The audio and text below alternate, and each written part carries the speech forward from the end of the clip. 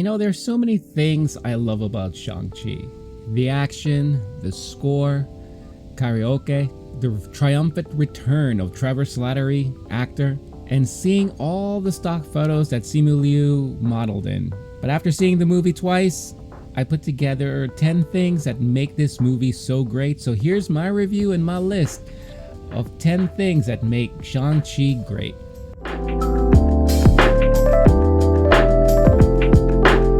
To understand why I love this movie so much, one must be familiar with Wuxia films. Now, Wuxia translates to martial heroes, and these are the typical films that you see coming out of China, which are basically martial arts fantasy action movies. In recent history, some great examples of this is Crouching Tiger, Hidden Dragon, which kind of brought it into the mainstream to American audiences. You also have House of Flying Daggers, Hero, One-Armed Swordsman. These are just to name a few.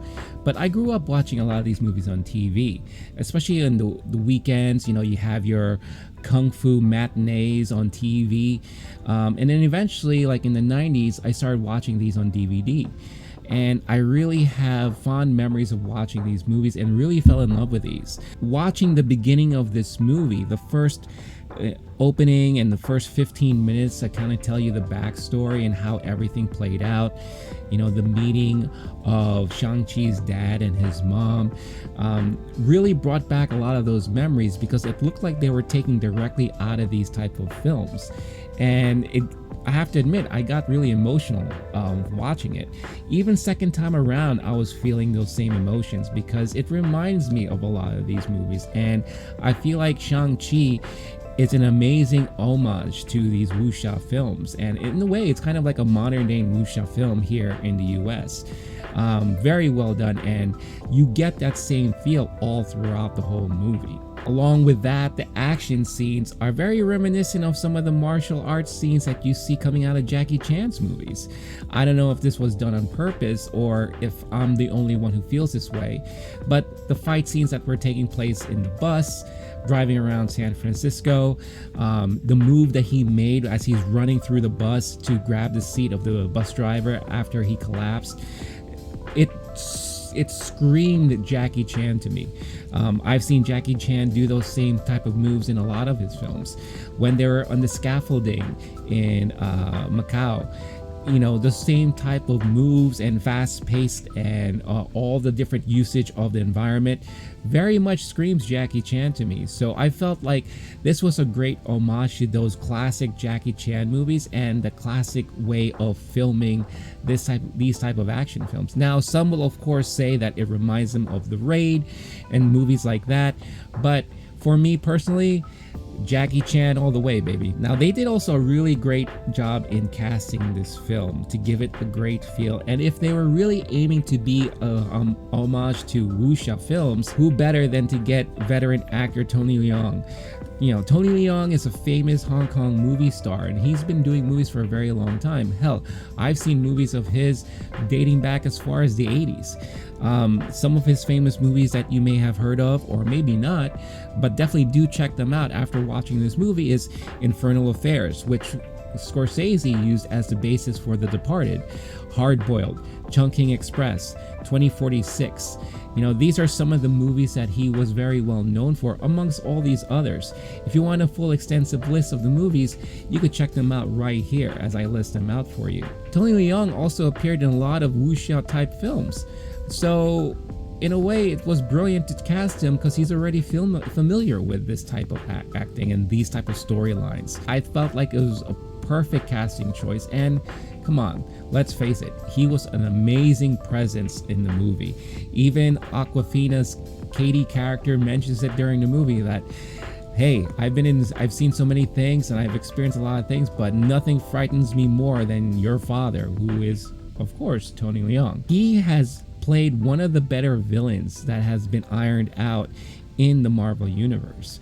A lot of criticism in the past, when you look back on some of the past Marvel films, were the weakness of the main baddie throughout the whole movie. There were a lot of emphasis put primarily on the hero. It left the villain pretty much, not that menacing or very weak or easy to defeat. But the great thing about this villain and this main antagonist of the film is that you realize his motives and reasoning behind all of his actions really early on. It really led the audience to judge right away and to kind of see if they accept him or not. You know, do they understand his actions? I feel like they made that very clear. You know, he came into power by utilizing the greed that he has, the desire for power, the desire to lead, the desire to take over many things. It was greed that led him to meet Shang-Chi's mom and eventually fell in love with her, and he gave that greed up. And then once she passed away, the greed kind of came back. However, it was more of a grief. You know, it was the grieving over the mom, over missing his wife, that kind of led him to continue doing these type of actions just so he can get back at those who caused her demise.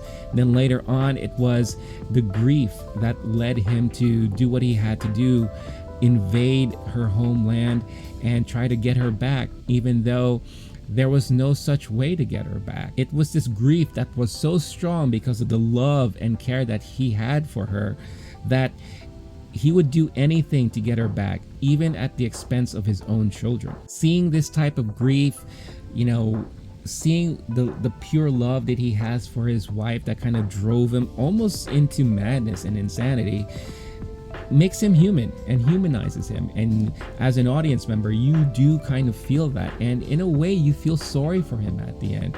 Now, of course, at the end you see that he has his brief redemption moment where he realizes he's done something wrong, and one of the overall arcing plots here is about family, and he realizes that he's doing his family dirty, and when he tries to redeem himself, he saves his son, he ends up dying. You know, and a lot of these things that we see, a lot of these, you know, moments that he has throughout the movie, the greed, the rise, the fall, the grief, you know, the redemption arc, even though so brief, is also typically what you find in wuxia films, in wuxia storylines. So again, really great writing, and you got the perfect person to play this type of role. Now, of course, Simu Liu is great in this movie, and Awkwafina is really great. Talking a lot about wuxia films and Tony Leung, so I'd be remiss if I didn't mention Michelle Yeoh. Michelle Yeoh is again another famous Hong Kong movie star, but she has a lot of wuxia ties. She's appeared in so many wuxia films in the past, so it's really great to see her be a part of this type of movie.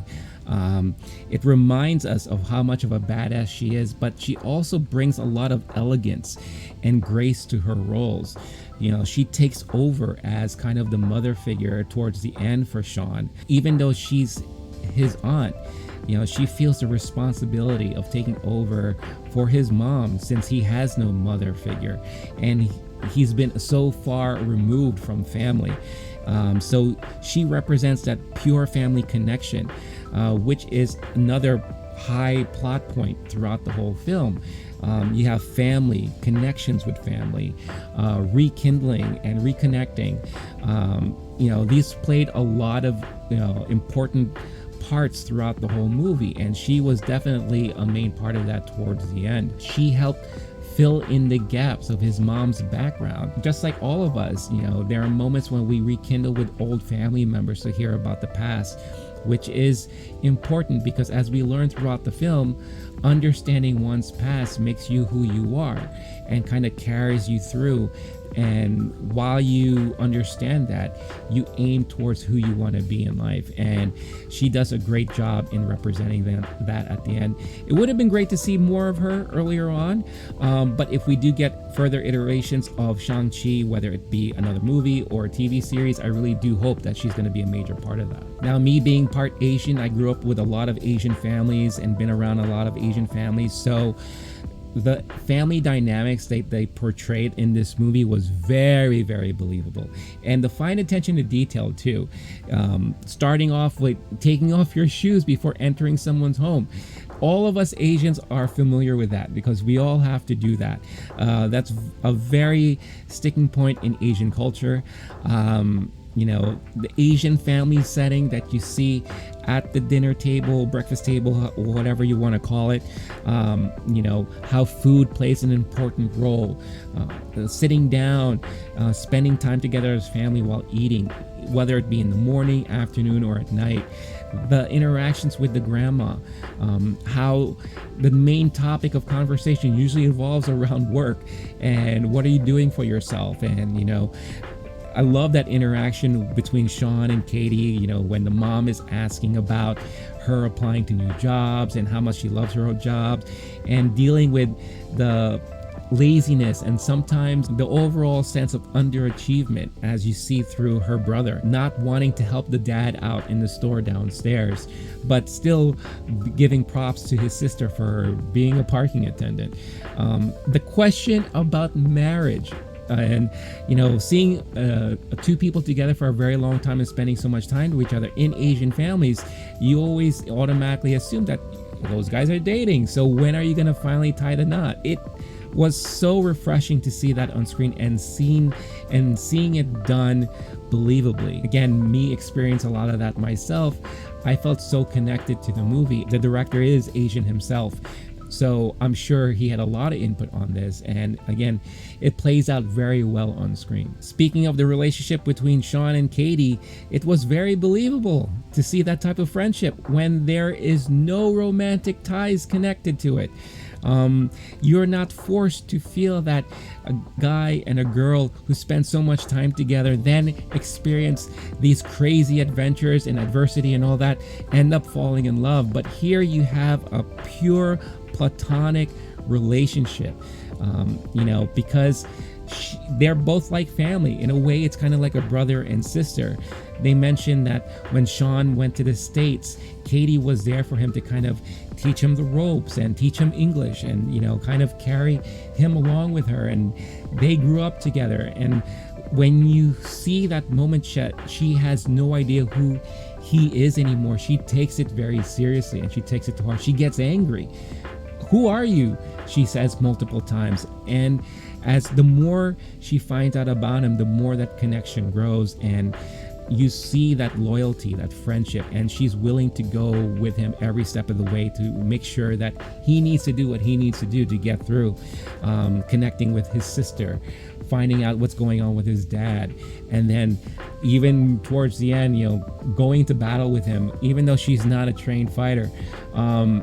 It shows that really, really great connection between two people who are friends.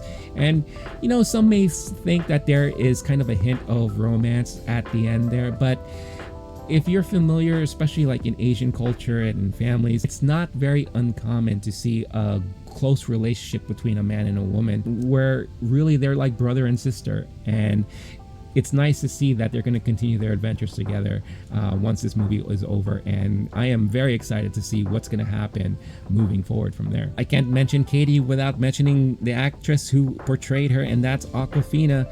And I really loved her character arc here. Some may think it's a weak point of the movie. I've seen some criticisms about that. However, I do love the fact that, and again, this is something that I've seen in person. I've known, people who are quote unquote ABCs, American born Chinese, who are so Americanized that they don't really pay so much attention to their background, their culture, their family history. And she kind of played that type of role, right? But as she continues on throughout the movie, she's learning so much about the Chinese culture. You see her eyes light up when they're driving around Macau because she's never seen that before, and she's hearing more of the language. She admits that she doesn't speak very well in Chinese. Again, one of the great lines in the movie is, "I speak ABC." Everyone died laughing when this line was spoken to, but you understand that. You also get to see how, as a character, she never knew what she wanted to be. You know, she was happy being a parking attendant because she's having so much fun. But as she's seeing and meeting all these different people, Shang-Chi's sister, the people who live in the mom's hometown, everyone has a duty that they stick to and they're good at. And she mentions that she's never good at one thing because the minute she gets remotely close to being good, she decides to do something else. But she's always constantly impressed when she sees someone who knows what they want to do and they do it and they stick to it. Just like Shang-Chi's sister, how they had that conversation about her being 16 and realizing that she wants to do her own thing, and she built up that underground fighting club on her own and she built an empire out of it, and that impresses her. And you can kind of get that sense that she wished she could be like that. And I think towards the end, she finally kind of realizes that she needs to get to that point, or she wants to get to that point, and she gets dedicated.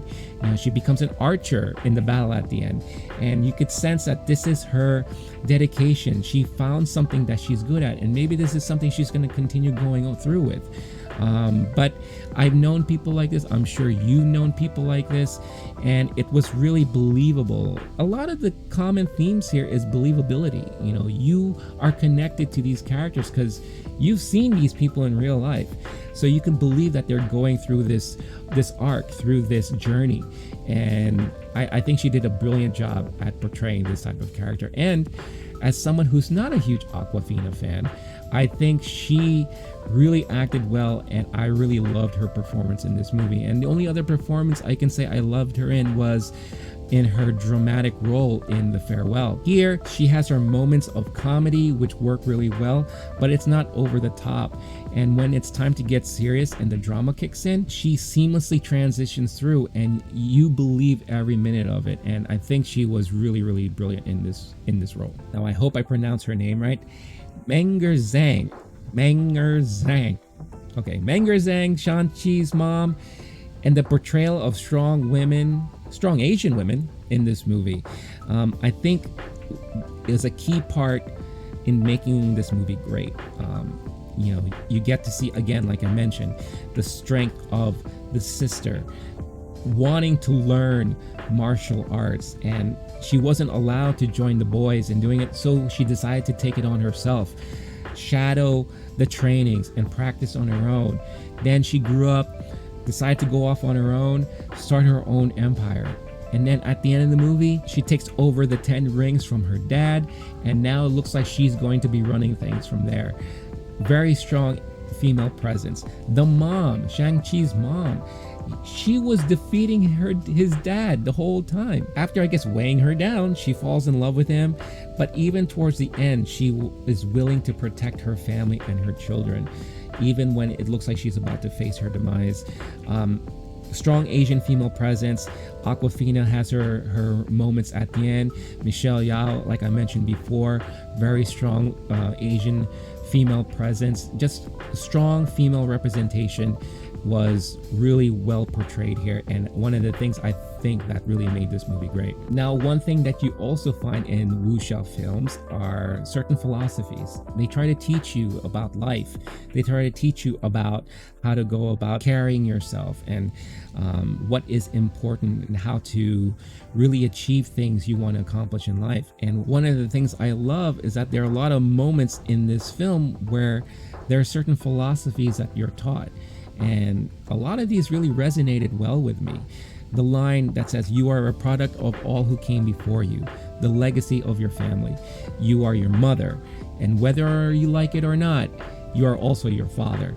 And this ties along with that brief conversation that Shang-Chi's dad had with Katie, where, you know, he basically calls her out and says, "Hey, American girl, what's your Chinese name?" And you could see Katie kind of like struggling, trying to remember it. And he says something along the lines of, "Your name is very important and ties you to your history and who came before you." Another great line in this movie is, "If you aim at nothing, you hit nothing."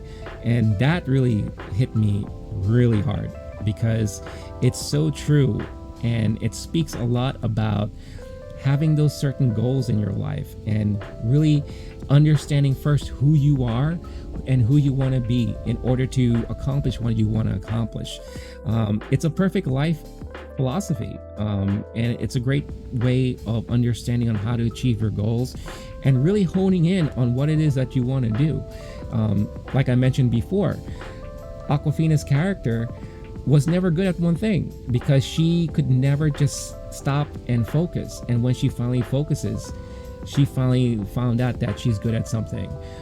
That was a line that was spoken to her, and it really, really resonated well with me, and I'm sure it resonated very well with a lot of you. Overall, I think the main thing that is very important here is Asian representation, especially in a blockbuster comic book movie like this.